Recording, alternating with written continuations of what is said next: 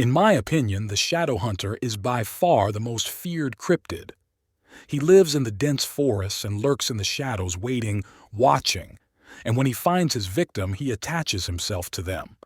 Not to be confused with a skinwalker or shapeshifter, the shadow hunter doesn't change form. Once attached to you, he completely drains you and claims you as his own. I haven't been on vacation in about 7 years.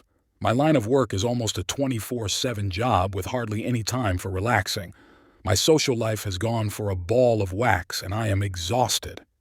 When my friends suggested we go camping the weekend, my husband and I were all for it. That would be our well-deserved break. Friday afternoon, I knocked off early from work and headed home. I opened the garage door and took out our tent. Ray loaded the tent onto the 4x4 while I packed the rest of the bags. We were 4 couples heading out to the lake near a wooded area. It was about an hour's drive when the first car turned off onto the dirt road leading up to the campsite. The campsite was in the heart of dense forest and about 30 yards from the lake. The lake was surrounded by trees and it felt like a world away from the bustling noise of the city and our daily grind. We set up camp, and as the sun dipped below the horizon, the crackling of the campfire was the only sound that pierced the encroaching silence of the night. We moved closer to the lake and built our campfire. Guitars came out, the booze, the food, everything. It was a feast of a night with the 8 of us singing along to Riaz playing his guitar. Around 1:30, we doused the flames and headed to our respective tents. Next morning early, we were ready to go hiking in the woods. I took some water, binoculars, and energy bars to snack on. We walked for about 4 hours into the woods before we took a break. It was during one of these breaks I wandered off into the woods to see if there's private spot I could relieve myself. As I unbuckled my pants, I heard a faint crack of a branch. I swung around, my eyes darting and scanning the trees. I couldn't really see anything and thought it may be a lost squirrel. Hurriedly pulled up my trousers and walked back to the others. We continued walking for a while longer, then headed back to camp. The campfire burned brightly as we roasted marshmallows, sang to Riaz's strumming, and just had a wonderful, relaxing time. I leaned against my husband's arm facing the woods. Taking the binoculars, my eyes scanned deep into the quiet darkness. It was then that I first saw it. A pair of luminous yellow eyes suspended in the darkness beyond the firelight, watching me with an intensity that scared the living shits out of me. "Babe!" Sitting up straight, I bumped Ray in the ribs with my elbows. "Can you see that?" I said as I pointed in the direction where I'd seen the glowing eyes. Ray squinted his eyes. "No. What are you looking at?" I passed him the binoculars and he slowly combed the woods until his breath caught in his throat. "What the hell is that?" he said. Everyone around the campfire went quiet and all eyes were now focused on him. "What is it, Ray? What are you seeing?" Shiraz asked. Ray lowered the binoculars and passed it on to Shiraz. As she found the spot, she let out a scream and dropped the binoculars. "What is that?" Shiraz asked. A choir of voices talking over one another said, What are you seeing?" I explained what I saw in the darkness. All of us were up on our feet at that point, staring into the woods. "Maybe it's a cat or a squirrel," Marlene said. We decided to ignore the eyes and enjoy the rest of the night.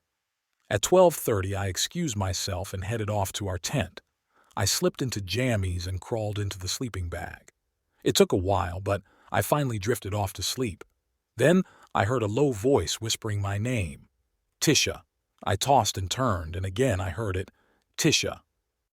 The next morning, we packed and cleaned up the camping site and headed home. I had this sense of dread that something was following us home, as if the creature from the woods had attached itself to me, unwilling to let go.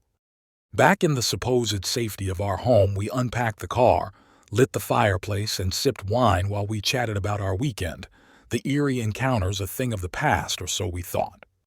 My office was built on the second floor of our house as I worked remotely. Every night after work, I turn off the light and lock the door as if that would separate my private life from my office life. Ray and I were lying in bed chatting as we normally do before turning the lights off and going to sleep. About 2:30, I heard someone upstairs in my office. "Ray, wake up. There's someone upstairs," I said. Ray turned on the light and sat at the edge of the bed. That's when he heard it too. Someone pacing up and down, chairs being moved and files being dropped. Ray took a baseball bat and told me to wait downstairs. He silently tiptoed up the stairs and turned the doorknob. It was locked. Rushing down the stair, he shouted, "How can someone be there if the door is locked?" "I don't know," I said. I took the keys out of my purse and we both went upstairs together. Slowly, Ray turned the key, opened the door and flipped on the light. Nothing.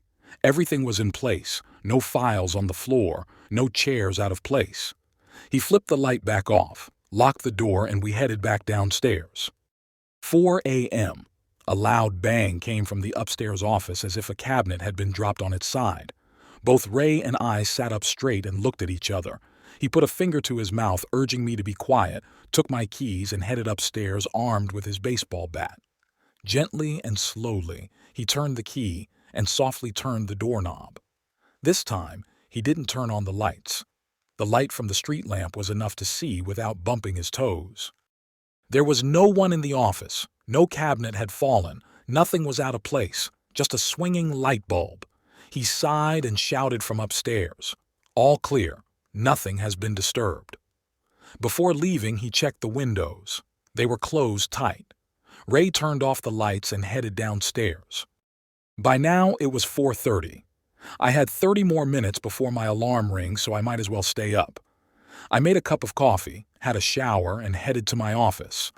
I unlocked the door, turned on the lights, opened the curtains and windows, and started my laptop. About an hour later, it felt as if someone was watching me. I kept looking up and scanning the office, but there was nothing. As I started beating down on the keyboard, a sound caught my attention. It was coming from the attic. Neither Ray nor I had thought of checking the attic. As I looked up to the corner of the ceiling, I saw the trap door hadn't been closed properly. Someone was up there. "Ray, Ray, Ray!" I shouted. He came sprinting up the stairs. "What's wrong?" I just pointed to the trap door and saw his face visibly paled. He ran downstairs and came back with a flashlight, opened the trap door. He didn't have to put the flashlight on because, from the far end of the attic, he saw a pair of luminous yellow eyes staring at him. Ray dropped the flashlight as the creature sprinted towards him. He dropped the flap and jumped from the stairs, white as a sheet. "What did you see up there?" I asked. "It's the creature from the woods, babe. He's up there." "How?" was all I managed to say before running out of the office. "I don't know, but he found a way to attach himself to you, or us, and we need to find a way to get rid of him." Night after night, the same thing happened. Noises from my office, things being dropped, but now he's trying to open the door. The doorknob wriggles from side to side as if the creature is wishing it open. All I can do is put a pillow over my ears and try to fall back asleep. As long as he's up there and the door stays locked, he cannot harm us. Lack of sleep was taking its toll on both Ray and me. I decided to take an early night because I was so exhausted. I took a hot bath, jumped into jammies, and pulled the duvet over my head. The fire was roaring in the fireplace. It was so cozy and warm I dozed off quickly. Suddenly, I felt so cold, and then I felt a cut on my arm. My eyes flew open and my heart sank to my feet. Standing above me, looking down at my sleepy face, was the shadow hunter. His breath was cold as ice. He was inhaling deeply, as if he was sucking the life out of me.